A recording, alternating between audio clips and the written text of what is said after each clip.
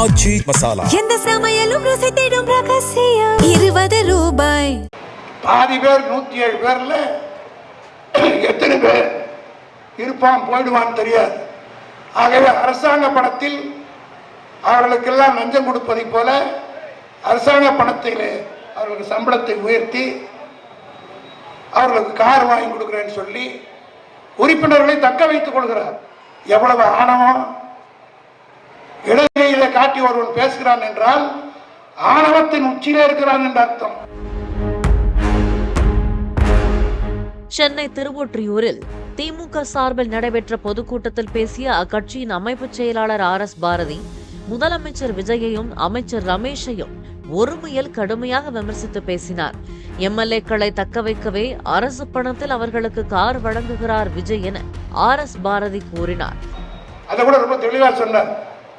MLA ஏன் சம்பளம் ஏற்றது காரணம் தெரியுமா? உண்மையில இருக்கிறவனை தக்க வச்சிருக்க பாதி பேர் 107 பேர்ல எத்தனை பேர் இருப்பான் போயிடுவான்னு தெரியாது. ஆகவே அரசாங்க பணத்தில் அவர்களுக்கெல்லாம் லஞ்சம் கொடுப்பதை போல அரசாங்க பணத்தில் அவர்களுக்கு சம்பளத்தை உயர்த்தி அவர்களுக்கு கார் வாங்கி கொடுக்குறேன்னு சொல்லி உறுப்பினர்களை தக்க வைத்துக் கொள்கிறார். திமுகவினரின் ஊழல் கோப்புகளை விஜய் திறந்தால் அவரது இந்த 100 நாள் ஆட்சியில் நடந்த ஊழல்கள் குறித்தான கோப்புகளை நாங்கள் தரப்போம் என RS பாரதி கூறினார். இன்றைக்கு அதை நான் திறப்பேன். நான் இந்த திருவத்தூர் கூட்டத்திலிருந்து சவால் விட்டுட்டு போறேன். உனக்கு தைரியம் இருந்தால் அதை பற்றி கவலை இல்லை. யாரை பார்த்து மிரட்டுற?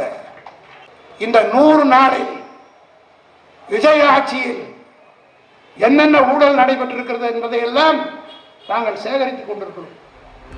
சட்டப்பேரவையில் அமைச்சர் ரமேஷ் இடது கையை நீட்டி பேசுவதாகவும் அது சரியான செயல் அல்ல என்றும் RS பாரதி கூறினார். சட்டமன்றத்தில் ஒரு மந்திரி எல்லார் பேரையும் சொன்னாங்க. ரமேஷ் ஒரு மந்திரி, அவர் தான் முதல் ஊழல் ஆரம்பிச்சவர்.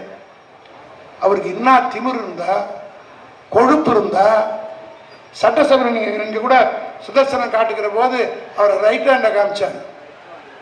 கேபி சார் சங்கர் வலது கையை காமிச்சாங்க. அவன் வலது காமிச்சு கடையை காட்டியே பேசுறது. சட்டசபையில் எல்லாருமேலையும் இடது கையை காட்டி பேசுறான். அது எவ்வளவு திமிரு, எவ்வளவு ஆணவம்! இடகையில காட்டி ஒருவன் பேசுகிறான் என்றால் ஆணவத்தின் உச்சியிலே இருக்கிறான் என்ற அர்த்தம். ஆச்சி மசாலா எந்த சமையலும் ருசி தேடும் ரகசியம் 20 ரூபாய்.